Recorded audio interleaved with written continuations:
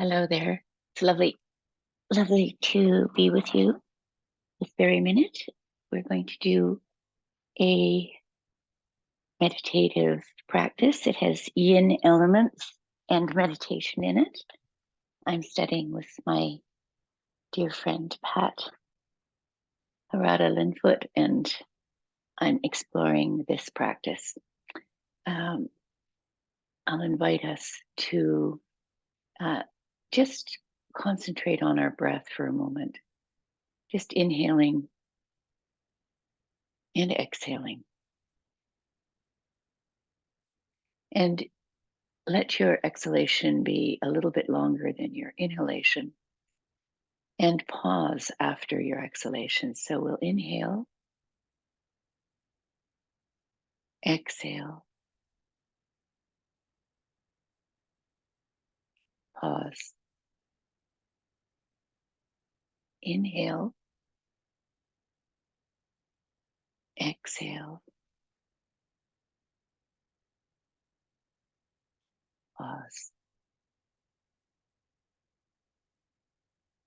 inhale, 2, 3, 4, exhale, 3, 4, 5, 6, pause, inhale, exhale, pause, inhale, exhale, pause. Good. Now just return your breath to its normal pattern and open your eyes. They're closed. We're going to sit and we're going to hold this posture for about 3 minutes.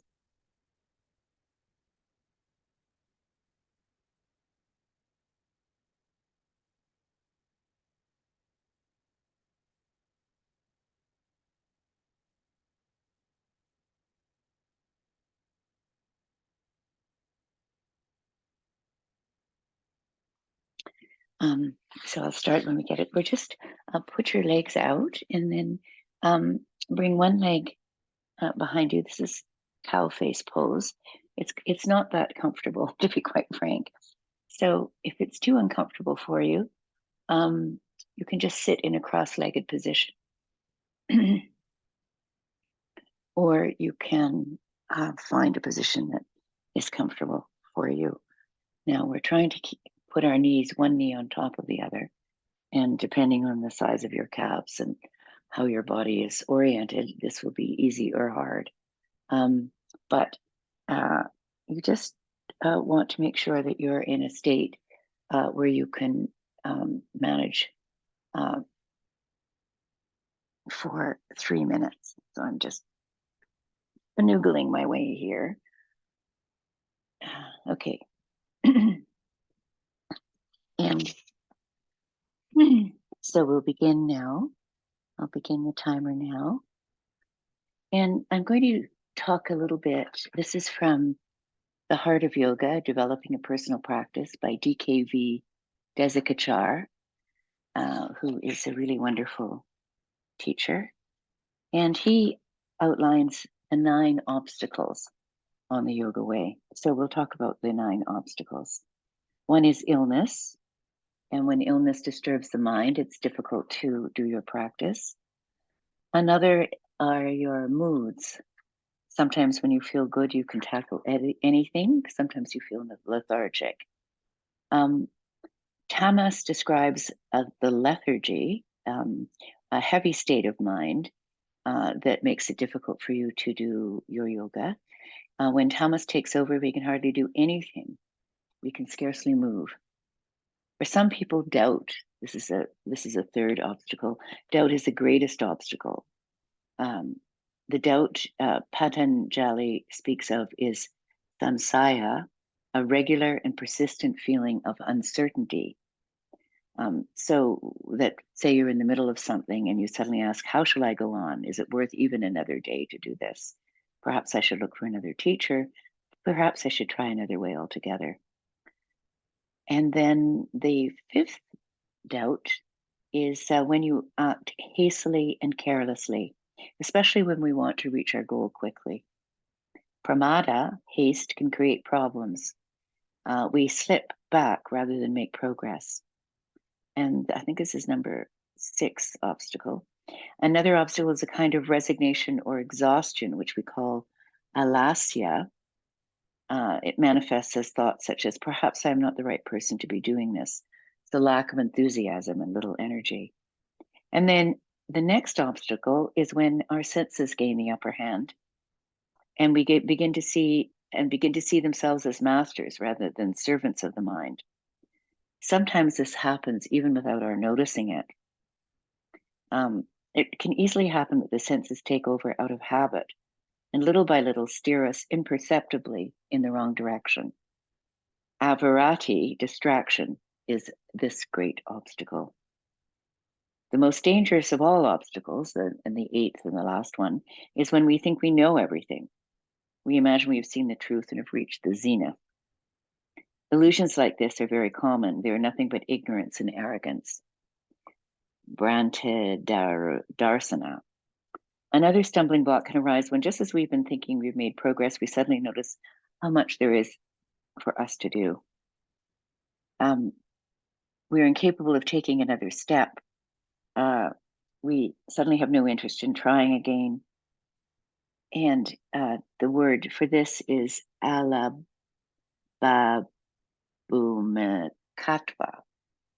Okay, as you can see, the obstacles consist of ordinary reality, such as physical illness, or they can be as subtle as an illusion of being better than you really are. When you become aware of the illusion, you have been harboring and look reality square in the face. It is unfortunately all too easy to then view yourself as smaller and less important than you are. This leads to a loss of confidence. You may have reached a point you have never reached before, but you lack the power to stay there and fall back, losing what you've gained. So we'll change legs here. We've done our 3 minutes there. And we will, first of all, we'll stretch our legs out. And we'll shake them. And I am kind of massaging my legs here. And now we will put our, now, I'm not sure which one I had under there. Maybe this one. No, that one I had. Okay. So this time I had my my left leg under. This one I'm going to put my right leg under and put my left leg over. And one side can be easier than the other. So here we are. I'm sitting here. You can, in fact, use your hands, arms, and put your arms, if you're, you can put your right arm underneath and use eagle arms here, if you like. This gets your shoulders going. Or you can put your hands behind, clasp them, and fold over. Or you can stretch your arms out and just fold over like this and hold on to your knee. So this gives you a little bit of an added stretch. So we're going to do 3 minutes here as well.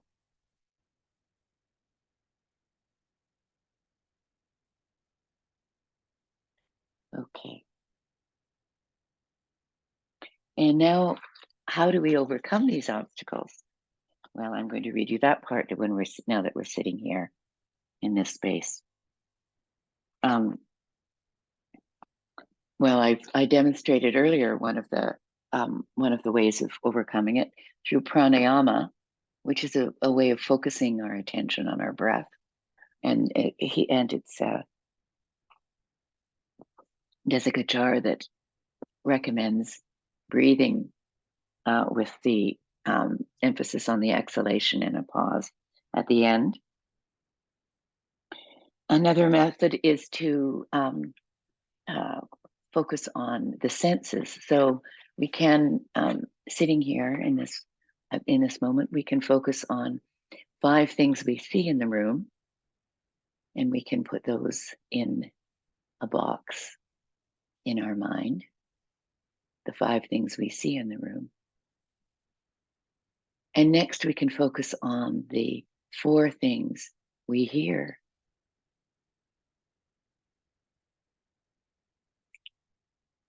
And next we can focus on the 3 things we taste.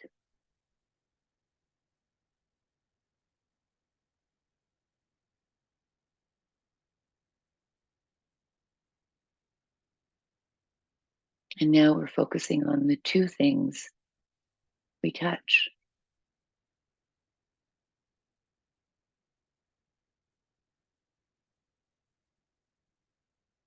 And then on 1 thing that we smell.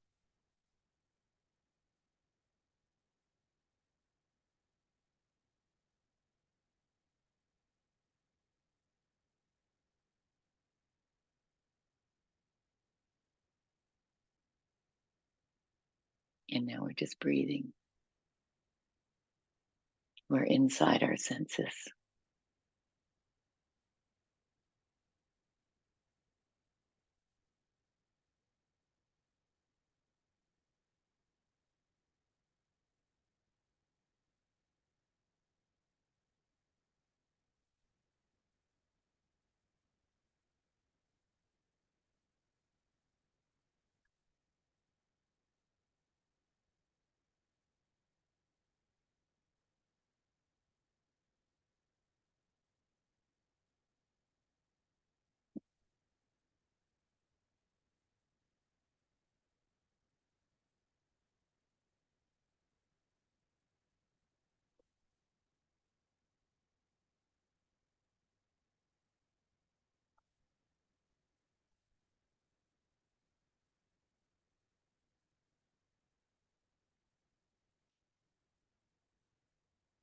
Oh, 3 minutes.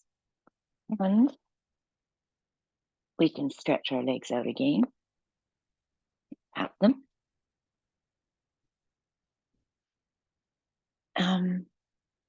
We can also just sit here for a moment and do some tapping just to kind of integrate our body a little bit. Tapping on our head, down our sides of our neck. We can tap on our forehead and our cheeks. We can tap on the back of our head. We can take one hand and tap down our arm on the top of the arm. We can tap coming back on the bottom. We can tap in the center and the back. We can do this on the other side.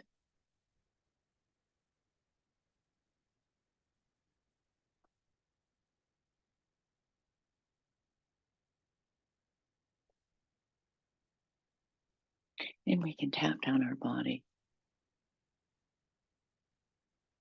and our legs, feet on the outside.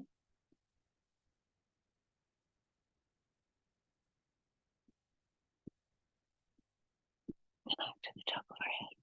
Good. Now we can take our hand and we can just rub our skin. There. We can imagine that we're just allowing our body to release all of the obstacles that are in our mind's eye.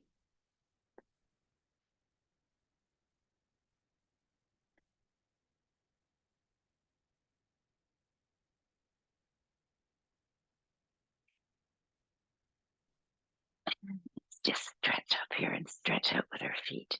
We're sitting in Dandasana, an excellent posture. And we are just feeling we're inhaling, we're drawing our navel into our spine, we're hugging our muscles into our bones. We're feeling this as an active posture and we're pressing out through our heels.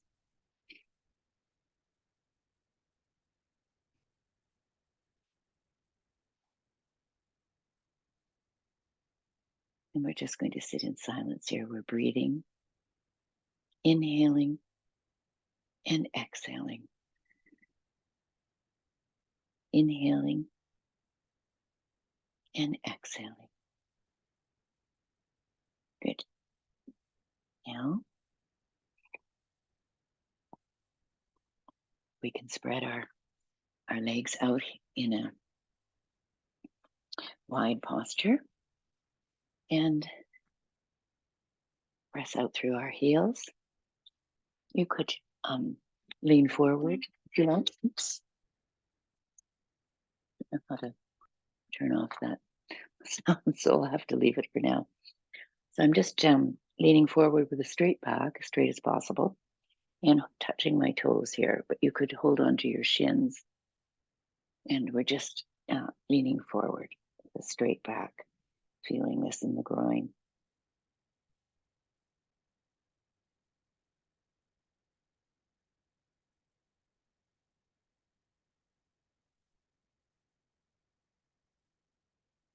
And as I inhale and exhale, I can feel myself moving down a little bit and now I'm going to lean forward, lean across to the side here, hold on to this toe and see if I can turn my body. I'm not quite as limber as I might be, and then stretch my arm out and hold my toe here, turning my body.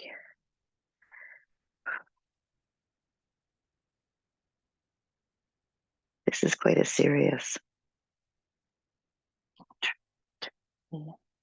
timer here.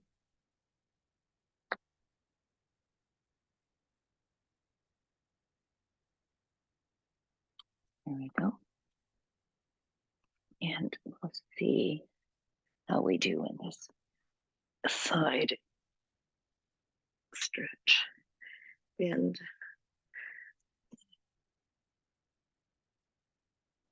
And we're trying to open our chest at sky as we're sitting here for 3 minutes. It's a very long 3 minutes. And once again, I'm trying to focus on 5 things I see from this perspective. I can see a photograph of my daughter, a photograph of my mother. I can see beautiful sculpture. My gosh, when I was 20 in Mali in West Africa, and a tanka I bought at an auction to support orphanages in India and Tibet, Bangladesh. And I could see a painting my daughter made for me of a sunflower. I can see a beautiful brass bowl that I use sometimes in meditation.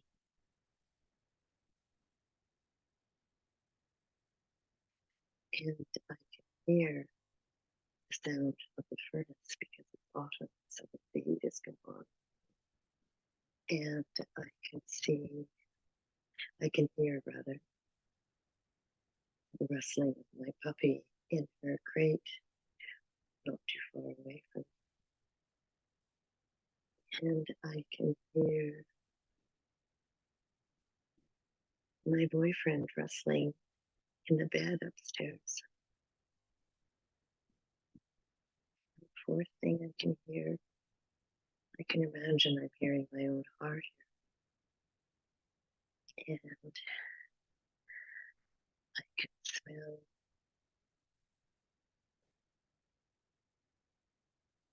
the lotion I put on this cookies I baked yesterday. The dog fur that's a little bit damp. And the 2 things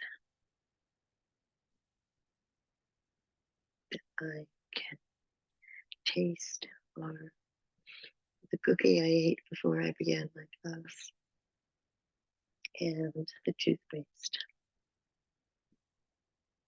And the one thing I'm touching is my toe.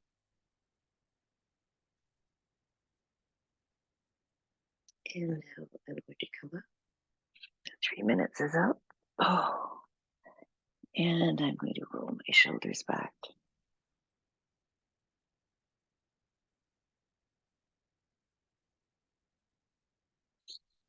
Roll my shoulders back.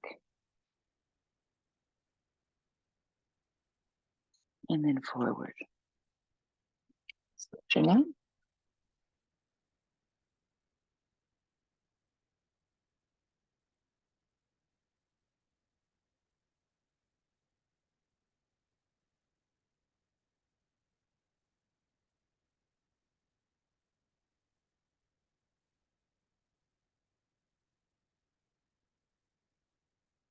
Okay. So we're just resting here. I'm going to use my hand to just as a little bit of weight on my neck, just to get my neck a little stretched here. And on this side, a little stretch. Forward, a little stretch. And back. And then dropping to one ear and dropping to the other ear. And then just moving it around. Now, if you have problems with your neck, don't do this, but for others of us, it can be quite useful. And you can look up on the diagonal and then come back, and then look up on the diagonal and then come back. Okay, I'm just going to bring my legs in for a moment and put them together and sit here and do a little bit of a rocking motion to open up my groin and give myself a little relaxation. You can hold onto your toes here or your feet, and you can bend over. You can press your elbows into your shins and round your spine over top of your legs, and hold onto your toes or just relax over top of your legs. And we're just going to sit here for 3 minutes.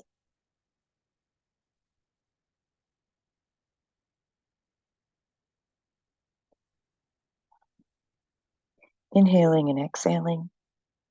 Once again, feeling the inhalation, 2, 3, 4, and the exhalation, 2, 3, 4, 5, 6, and then the pause. So the inhalation is short, 2, 3, 4, exhalation, 3, 4, 5, 6, pause. Inhale, 2, 3, 4, exhale, 2, 3, 4, 5, 6, pause. Inhale, exhale,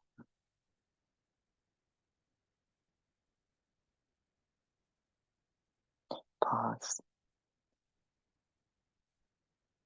Inhale,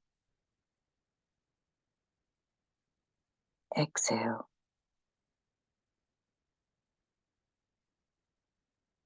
pause. Inhale, exhale, pause. And now you can continue on your own.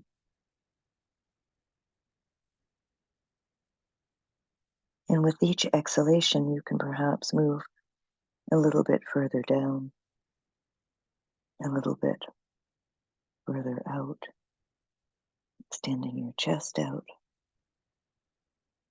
and dropping your head and feeling the opening in your groin.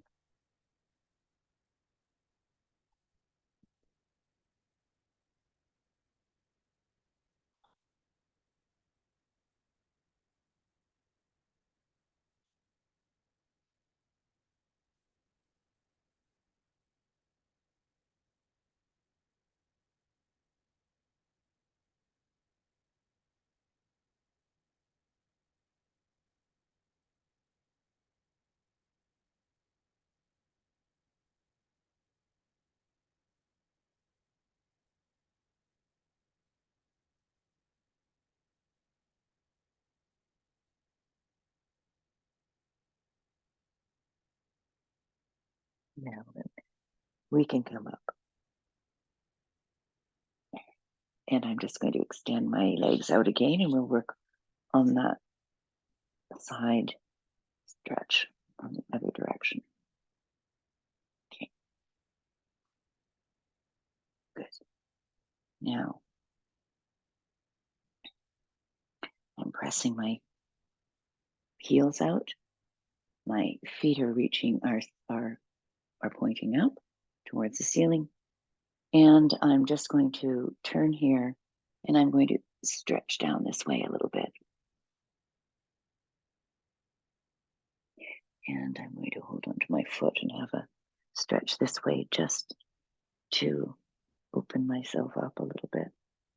And then I'm going to turn this way and hold on to my toe this way and reach my arm over top. There. And drop my elbow down and see if I can roll up. And I'm going to turn on my timer.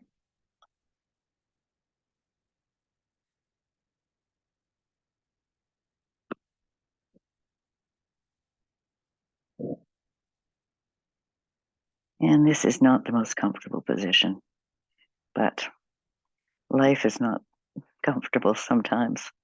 This is a little bit of an exploration of discomfort. And how is it we find our edge? Now, you may find it that you're quite far up here and you're just like this. That's perfectly fine. Whatever position you can find yourself in is perfectly fine. And you shouldn't feel excruciating pain, but you may feel some discomfort. And we're sitting with discomfort here. Yin Yoga, I'm reminded by my teachers, is about resilience. It's not about rest. It's about moving through discomfort, staying with it, finding you have the chutzpah, you have the strength, you have the spirit to maintain the posture and then come out of it. So we have 1 minute and 48 seconds to go, and it's not a pleasant feeling. But in enduring this small taste of a certain kind of self-inflicted suffering, we're gaining stamina and strength to encounter our suffering at other moments of our life, and to counsel others, and to give strength to others.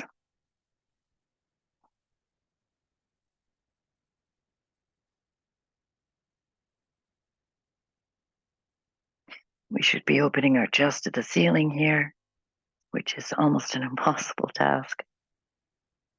We have 57 seconds to go.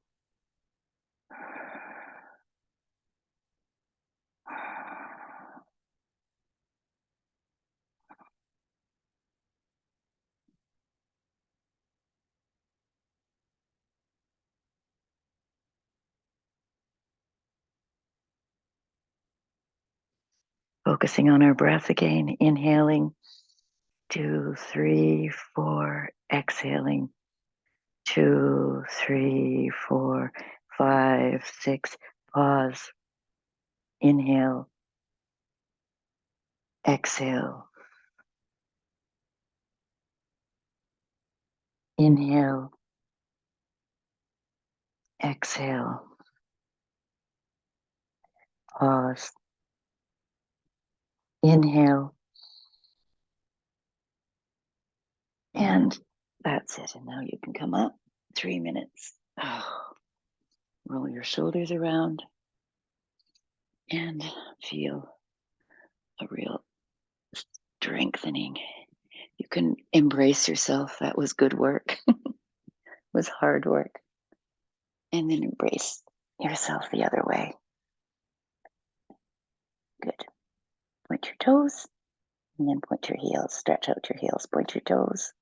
Stretch out your heels. Point your fingers out. Stretch out through your wrists, your palms of your hand, and then stretch out the other way. Stretch out this way and this way. Good. Clench your fists, clench your toes, and then stretch your toes, stretch your fingers. Clench your fists, clench your toes, stretch your toes and fingers.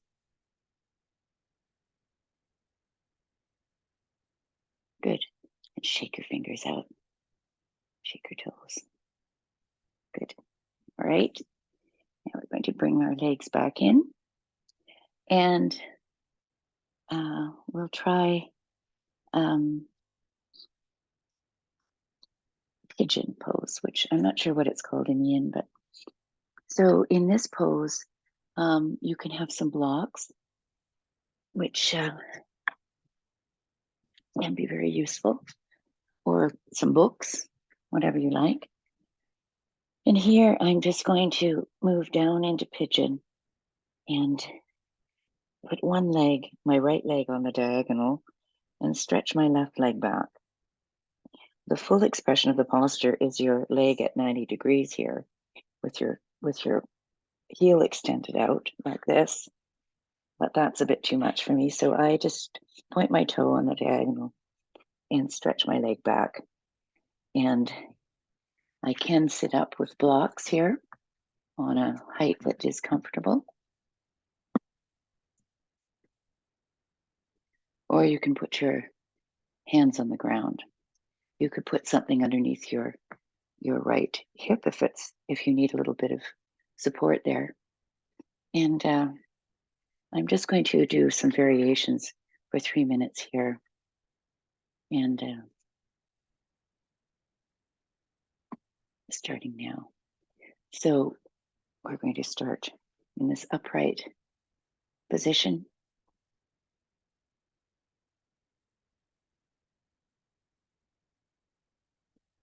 And you can feel the opening in your groin.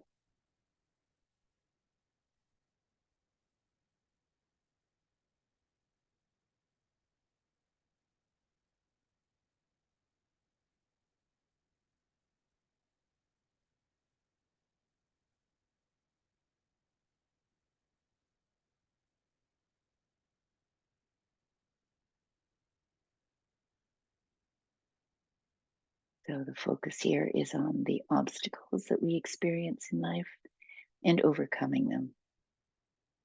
So one way of overcoming them is by practicing our yoga and surmounting the challenges of our own resistance to practicing yoga.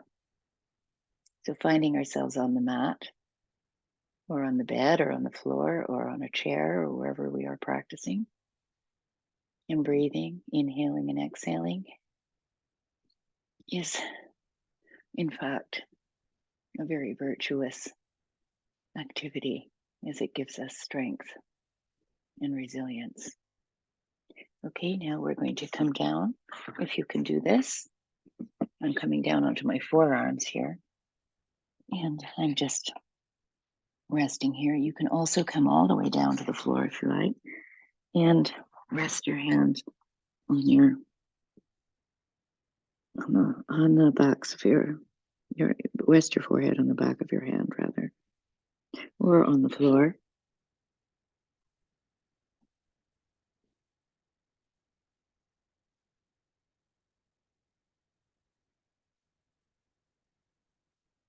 And we have 49 seconds to go.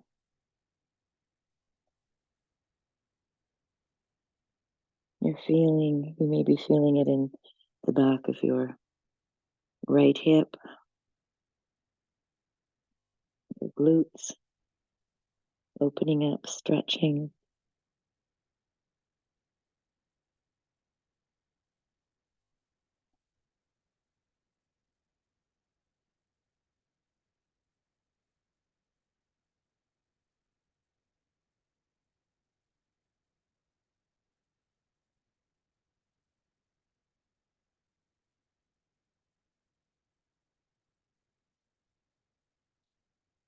And now you can come. We'll just roll over onto that hip. Bring the other leg around and move on to the other side of this pigeon. Well, we're just extending our leg back.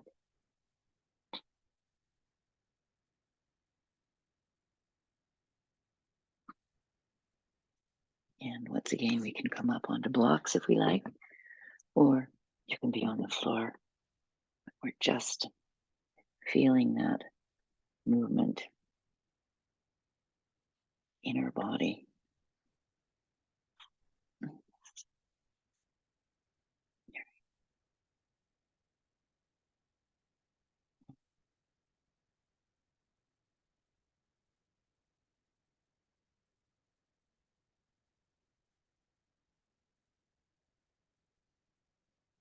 And we can imagine our body as different elements. Our mind like the sky, clear and blue, clouds scudding across it. We see them and we let them go. Another cloud appears. We acknowledge it. We say hello. We greet it. And then we let it go. Our mind like the sky.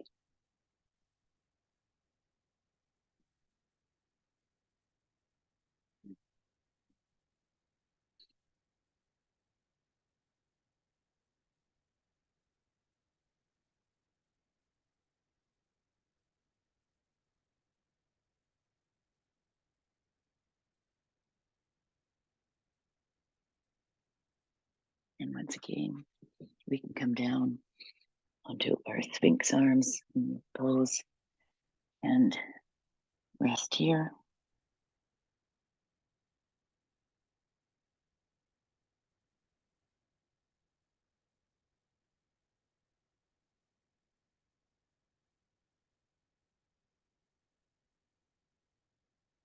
Or we can come all the way down and put our hands between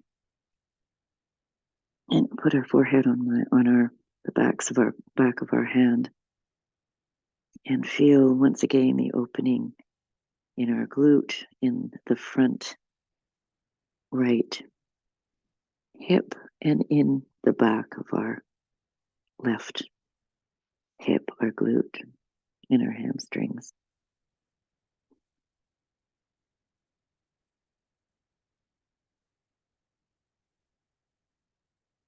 And once again, the object of this is to find our edge, not excruciating pain, but discomfort, and to sit with that discomfort and to hold it. Hold the pose. Holding the Pose, that was the name of a wonderful book of poetry by Sharon Thiessen, a Vancouver poet who now lives in central British Columbia. But I remember it from long ago. It's wonderful how poems stay with you and help guide your life.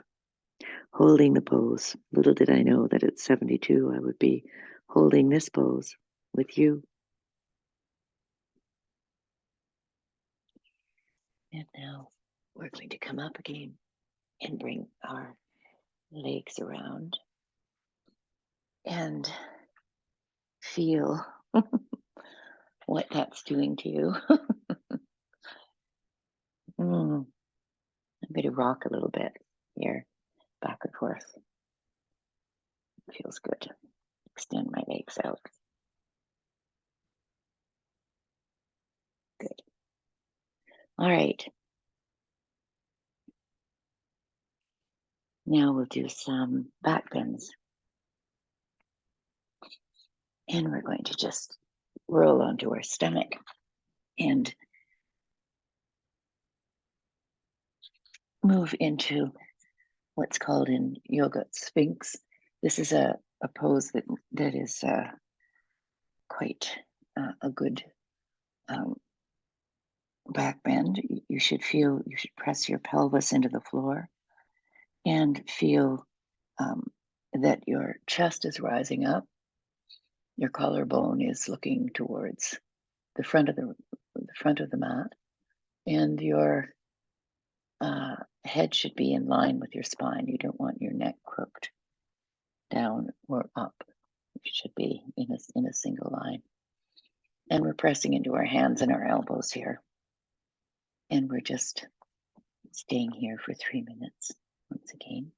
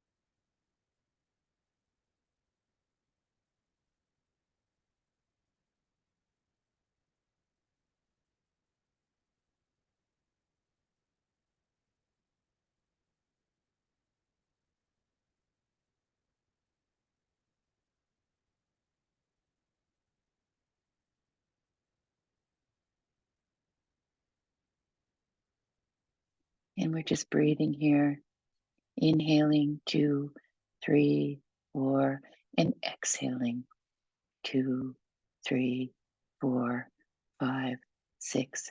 Pause. Inhale, exhale.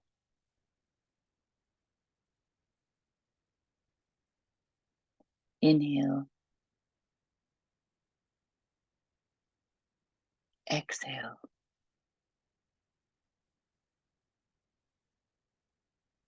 Inhale, exhale.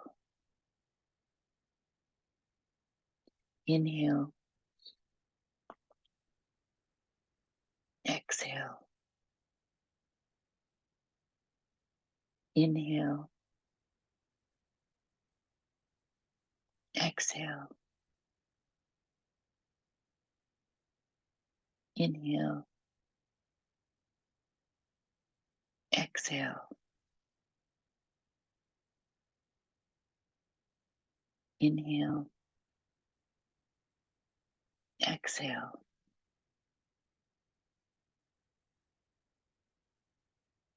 Inhale, exhale. 1, 2, 1, 2,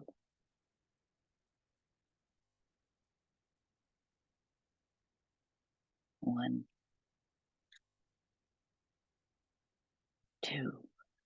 And now we can just lay down and put our hands and put our face on our hands, turning it to one side. Rest for a moment. And then we can put our hands beside us and push ourselves back onto our heels. And we're just going to do a little exercise for our toes here, pushing our toes into the ground and sitting back on our heels. And this may be excruciating, in which case you can do it just for a moment and then stop and rest. But I'm going to do it for a couple of minutes here. And I'm also going to do some hand movements here, slowly moving them up and then pressing my arms out as I go down. So I'm going up and I'll turn my arms up, turn my arms up, opening up and then exhaling down and inhaling up and exhaling down. Inhaling up and exhaling down. And up and exhaling down. Now I'm going to clasp my hands behind me and I'm going to raise my arms up and bend forward a little. Just curve forward. And now I'm going to come back and open my chest up.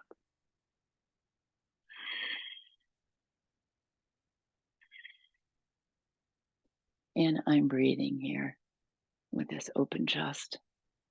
And now I'm going to let go of my arms. I'm going to embrace myself, hold on to my shoulders, give my shoulders a little massage. Opening up again. And then massaging my shoulders again. And now I'm going to ease forward off of my painful toes. And I'm going to rest them on the ground here and sit back.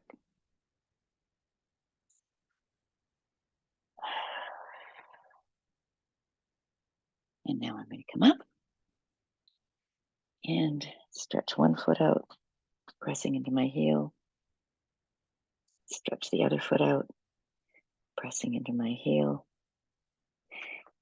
And we're going to do a few cat and cow just to mobilize our spine again. So we're exhaling and inhaling. Exhaling and inhaling. Exhaling and inhaling. Exhaling and inhaling. Exhaling and inhaling. Exhaling and inhaling. Exhaling and inhaling. And we're going to lift our knee up and then extend it back. Lift our knee in and extend it back. Knee in and extend it back. And put our leg down and then the other knee in and extend it back. Knee in and extend it back. Knee in and extend it back and down. Now we're going to lift our right arm up and our left leg and do a little balance here, pressing out through our heel and through the tips of our fingers and inhaling and exhaling as we balance here. And then put the hand and leg down and we'll do the other side. Inhaling and exhaling. And then bring it down. Good. And we're going to come back into child's pose here. And you can just rest here for a moment. Now we're going to go into a back, small back bend here. Just onto our back. This is kind of preparation for Shavasana. And you can put your block at whatever height you want. Some people will be able to put the, move that block into your sacrum at its highest level here. If you can't do that, you can do it on its second level, and you can stretch your legs out. Your hands are up. So the block is on your sacrum, which is the flat part at the base of your spine. And we're just going to rest here.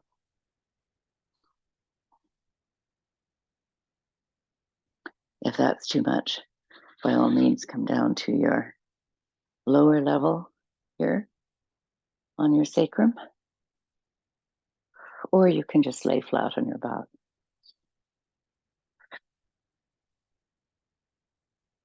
And breathe easily here. Our theme today has been overcoming obstacles. So we're at the very end of our practice. And we've overcome the obstacle of not practicing today because we've been practicing and we've been anticipating how we might overcome other obstacles in our life. If we're writers, we might find it difficult to sit down at our desk, or we might find it difficult to focus on a particular task of writing. It's especially challenging. And yoga teaches us to sit with ourselves, to just stay with it, to hold the pose, of writing, to imagine ourselves writing, to project ourselves into that writing space, to find ourselves here writing now. The first sutra in yoga is Yoga Now. I am here in this posture, holding the pose now. And you can remove that block and just roll your spine down onto the mat. You can put your legs up with the wall if you like. This is a good inversion where the blood will flow into your heart, into your head. Or you can stretch your legs out in Shavasana, in a V. You can shake your body a little bit, shake off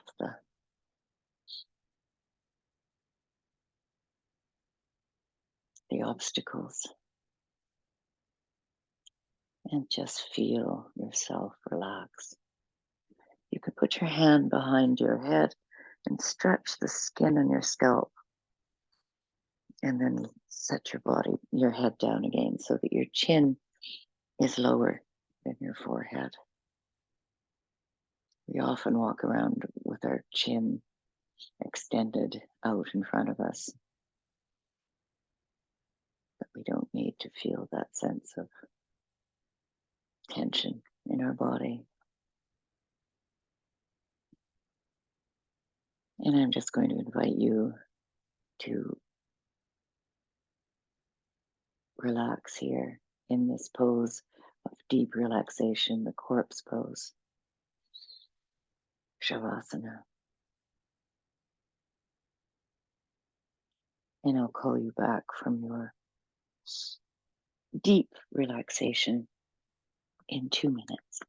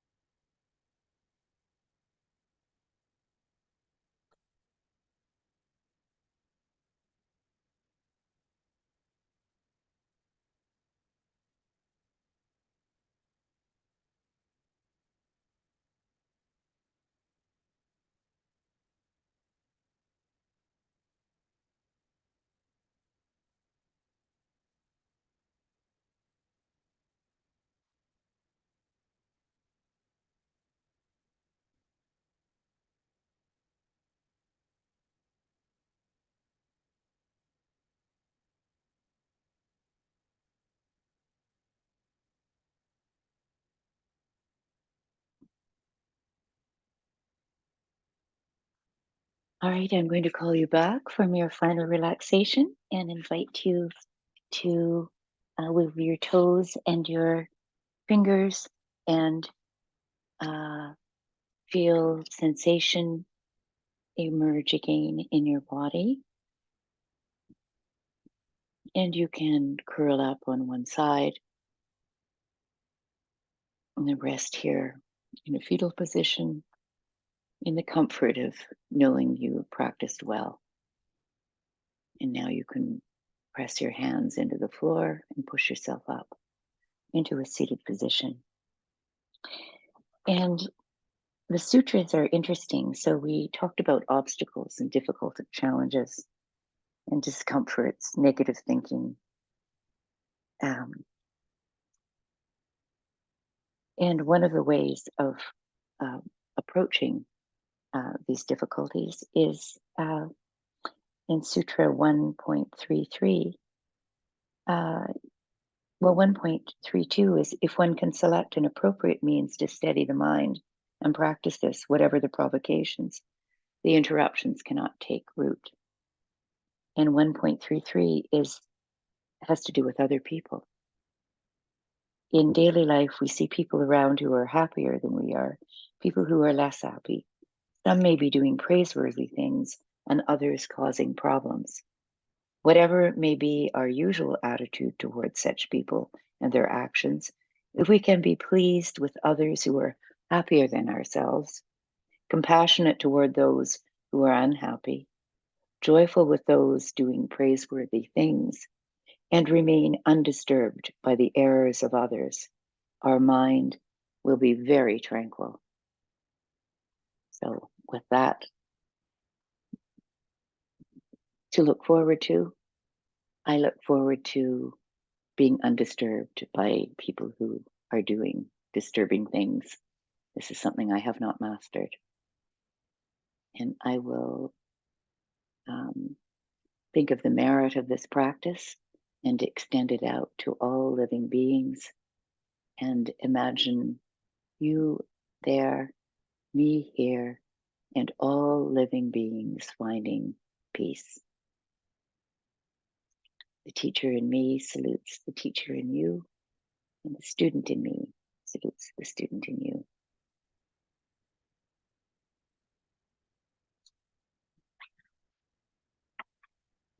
See you next time.